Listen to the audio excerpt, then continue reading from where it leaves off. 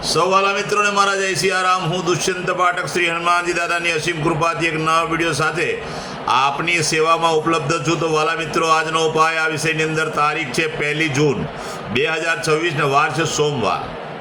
પંચાંગની જો વાત કહું તો અધિક જ્યેષ્ઠ મહિનો ચાલી રહ્યો છે. જ્યેષ્ઠા નક્ષત્ર, સિદ્ધ યોગ, વૃશ્ચિક રાશિનો ચંદ્ર અને વૃષભ રાશિનો સૂર્ય છે. વાલા મિત્રો, અશુભ સમયની વાત કરું તો રાહુકાળ સવારે 7:23 થી 9:04 સુધી, યમગંટ સવારે 10:44 થી 12:25 સુધી છે. આ બંને અશુભ સમય કહેવાય. અશુભ સમયની અંદર કોઈ પણ પ્રકારનું શુભ કાર્ય અને શુભ યાત્રા ના થાય. શુભ કાર્ય અને શુભ યાત્રા કરવા માટે કોઈ સારું ચોઘડિયું, સારું મુહૂર્ત લેવું જોઈએ, જેમાં ઉત્તમ અભિજીત મુહૂર્તનો સમય સવારે 11:58 થી બપોરે 12:52 સુધી છે. આ સમયની અંદર તમે કોઈ પણ પ્રકારનું શુભ કાર્ય અને શુભ યાત્રાની શરૂઆત કરી શકો. વાલા મિત્રો, વાત કરીશું આજના ઉપાયની. તો આજના ઉપાયની અંદર નાહવા માટે બેસો ત્યારે નાહવાના પાણીની અંદર 5 ચમચી જેટલું ગુલાબજળ પધરાવવાનું. પાણીમાં તે ગુલાબજળને મિક્સ કરવાનું અને ત્યાર પછી તમારે તે જ પાણીથી નાહવાનું છે. ચોખ્ખું પાણી ઉમેરી શકાય, સાબુ અને શેમ્પૂનો ઉપયોગ પણ કરી શકાય. વાલા મિત્રો, આટલું કાર્ય પતી ગયા પછી તમારે વસ્ત્ર પહેરી લેવાના અને વસ્ત્ર પહેર્યા પછી દૂધનું તિલક કપાળની અંદર અને નાભી પર કરવાનું છે. દૂધનું તિલક કપાળ ઉપર કરવાનું છે, નાભી પર કરવાનું છે.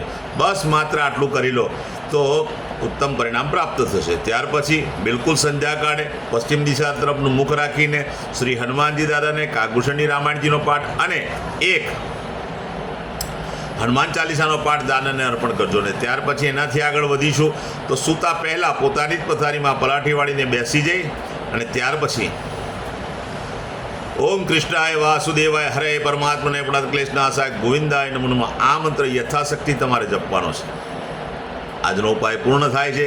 ત્યાર પછી આગળ વાત કરીશું જે મારા વાલા મિત્રનો જન્મદિવસ 1 જૂન 2026 ને સોમવારના દિવસે આવ્યો છે, એવા બધા વાલા મિત્રોને જન્મદિવસની શુભકામના. શ્રી હનુમાનજી દાદા મનોકામના પૂર્ણ કરે, બલબુદ્ધિને વિદ્યા આપે અને તમારું અને તમારા પરિવારનું રક્ષણ કરે.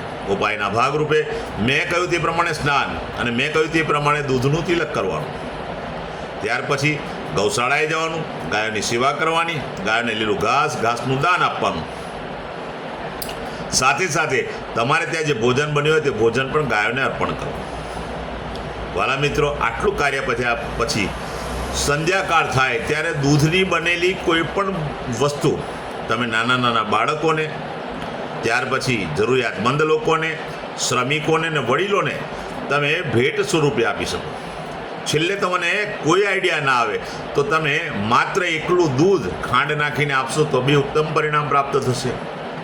વાલા મિત્રો, જેમની મેરેજ એનિવર્સરી 1 જૂન 2026 ને સોમવારના દિવસે છે, તે બધા જ વાલા મિત્રોએ સવારે સ્નાન કરી પોતાના વડીલોના ચરણ સ્પર્શ કરી આશીર્વાદ મેળવવાના. ત્યાર પછી ગૌશાળાએ જવાનું, ગાયોની સેવા કરવાની, ગાયોને લીલું ઘાસનું દાન આપવાનું. સાથે સાથે તમારે જે ઘેરે જે ભોજન બન્યું હોય તે ભોજન પણ ગાયોને અર્પણ કરવાનું. આટલું કાર્ય કર્યા પછી કોઈ પણ અનાથ આશ્રમમાં, વૃદ્ધાશ્રમમાં, વિધવાશ્રમમાં કોઈ પણ જરૂરિયાતમંદ વ્યક્તિને, શ્રમિકોને અથવા બ્રાહ્મણને ચોખાનું દાન કરવાનું છે. સાથે દૂધ અને ઘીનું દાન કરવાનું છે. તુવેરની દાળનું દાન કરવાનું છે. શાકભાજીનું દાન કરવાનું છે અને ગોળનું દાન કરવાનું છે. બસ આટલું કરી લો, પતિ અને પત્નીનું આખું વર્ષ ઉત્તમ રીતે પસાર થશે. વાલા મિત્રો, બીજી એક વાત કહી દઉં કે મારા બધા જ વિડીયો યુટ્યુબ પર હોય છે. મારી યુટ્યુબની ચેનલનું નામ છે દુષ્યંત પાઠક. મારી ચેનલને સબસ્ક્રાઈબ કરજો અને પ્રાર્થના કરું છું બેલ આઇકન અવશ્ય દબાવજો, કારણ કે હું નિયમિત એક વિડીયો મૂકું જ છું. અને તે વિડીયો જો તમે બેલ આઇકન દબાવેલો હશે તો તરત જ તમે જોઈ શકશો. મારું ઇન્સ્ટાગ્રામ, મારું ફેસબુકનું પેજ, એનું નામ પણ દુષ્યંત પાઠક છે. મારા પેજને ફોલો કરજો, લાઈક કરજો અને પ્રાર્થના કરું છું બધા વિડીયોને શેર કરજો. કોઈ જરૂરિયાતમંદ વ્યક્તિ સુધી,